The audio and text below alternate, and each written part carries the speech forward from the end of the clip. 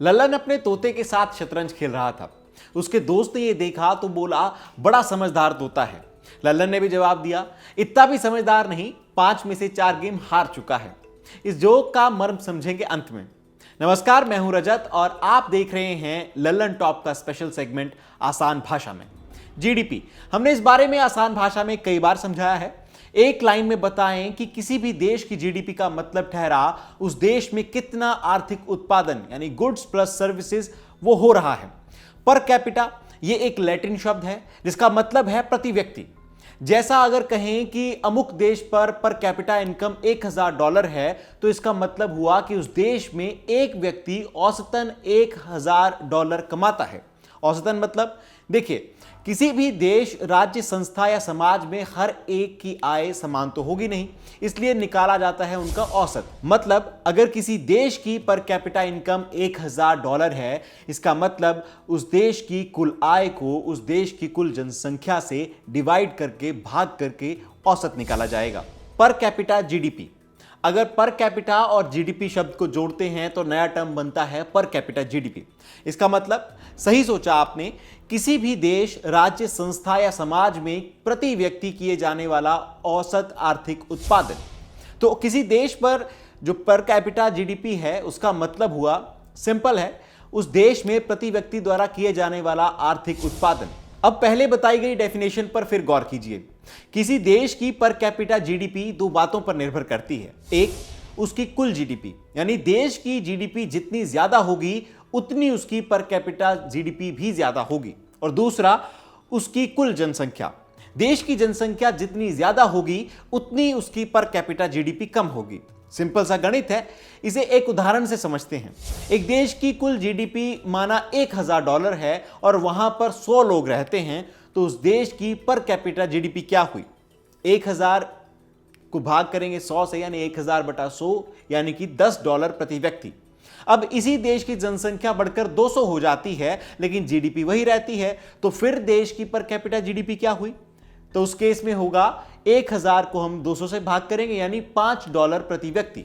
यह गणित समझने के बाद अब आते हैं राहुल गांधी के ट्वीट पर, जिसमें उन्होंने आईएमएफ का हवाला देते हुए कहा कि पर कैपिटा जीडीपी के हिसाब से बांग्लादेश भारत से आगे निकल गया है। हमने आईएमएफ की वेबसाइट देखी तो हमें भी यही देखने को मिला। तो इस खबर की पुष्टि हो जाने के बाद आइए करते हैं इस खबर का एनालिसिस आसान भाषा में। फिर आप निर्णय लीजिएगा कि यह खबर कितनी बुरी है या कितनी अच्छी। तो सबसे पहली बात, 2 लकीरों में से छोटी लकीर को 2 तरीके से बड़ा किया जा सकता है। या तो बड़ी वाली लकीर को थोड़ा मिटा दिया जाए या फिर छोटी वाली लकीर को थोड़ा बढ़ा दिया जाए। और हमें याद रखना चाहिए दूसरे नंबर की अप्रोच, यानी हमें दुआ करनी चाहिए कि बांग्लादेश ही नहीं, विश्व के सारे देश और सभी जितने मुल्क हैं वो तेजी से तरक्की करें। चाइना, नेपाल, पाकिस्तान और बांग्लादेश भी। हमें जलन ना हो क्योंकि हम सबसे तेज रहें। अगर आस पड़ोस के देश तरक्की करेंगे तो नैतिक रूप से ही नहीं, जियोपॉलिटिकल रूप से भी भारत के हित में ही होगी ये बात। तो इसलिए विश्लेषण इस बात पर नहीं कि बांग्लादेश क्यों तरक्की कर रहा है, बल्कि इस बात पर कि हम क्यों पिछड़ गए हैं। खबर बताने से पहले हमने आपको हिंट दिया था कि पर कैपिटा जीडीपी किसी देश की आर्थिक स्थिति नापने का एकमात्र पैमाना नहीं है। कारण कि पर कैपिटा जीडीपी नापने में जनसंख्या भी बहुत अहम रोल प्ले करती है। बांग्लादेश की जनसंख्या लगभग 16 करोड़ है और भारत की लगभग 135 करोड़। मतलब भारत की जनसंख्या बांग्लादेश से लगभग 8.5 गुना है।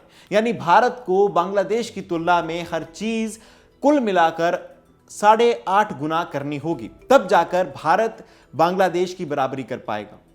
भारत की जनसंख्या भी बांग्लादेश की तुलना में तेजी से बढ़ रही है। अब पिछले पॉइंट के आधार पर अगर आपने पर कैपिटा जीडीपी में बांग्लादेश का हमसे आगे निकल जाना छोटी खबर मान लिया है तो जरा सोचिए, अगर भारत को सब कुछ बांग्लादेश का 8.5 गुना करना है तो उसके पास हाथ भी तो बांग्लादेश से 8.5 गुना ज्यादा हैं। और इसीलिए ही ऐसा नहीं होता कि जिस देश की जनसंख्या जितनी ज्यादा होती है उस देश की पर कैपिटा जीडीपी उतनी कम होगी। चाइना को ही ले लीजिए, उनकी जनसंख्या भी हमसे ज्यादा है और पर कैपिटा जीडीपी भी ज्यादा है। ज्यादा नहीं, बहुत ज्यादा है, 5 गुने से भी ज्यादा है। आप ये ग्राफ भी देख सकते हैं। विशेषज्ञों का यह भी मानना है कि बांग्लादेश की यह बढ़त अस्थायी है, जैसा 90 के दशक की शुरुआत में हुआ, एक बार ऐसा हो चुका है। मतलब एक्सपर्ट का कहना है कि जिस तरह बांग्लादेश की क्रिकेट टीम कभी कभी भारत के सामने अच्छा प्रदर्शन कर लेती है, वैसे ही बांग्लादेश आर्थिक मामलों में भी कभी कभी भारत से अच्छा प्रदर्शन कर लेता है। लेकिन इस पॉइंट पर भी एक तर्क है। अगर किसी इंसान का निशाना बार बार सही जगह पर लग रहा है, लंबे अंतराल पर भी सही, तो इसका मतलब यह हुआ कि जल्द ही उसका निशाना सधने वाला है। श्रीलंका की क्रिकेट टीम और सिंगापुर की अर्थव्यवस्था को ही आप उदाहरण के तौर पर देख लीजिए।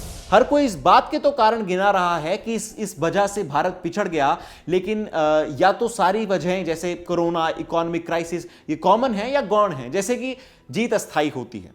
तो मुद्दा तो यह होना चाहिए था कि हमारी तुलना अब चाइना से या यूएस से नहीं, बांग्लादेश से हो रही है, और अगर हम इस तुलना में बांग्लादेश से जीत भी जाते हैं तब भी हमारी हार ही है। तो इस पूरी बहस में भी तोता कितना समझदार है, यह सवाल नहीं है। सवाल है कि लल्लन किसके साथ शतरंज खेल रहा है। बाकी लकीर बड़ी कैसे करनी है, यह भी हमें ही तय करना है। आप देख रहे हैं आसान भाषा में मेरे यानी रजत के साथ।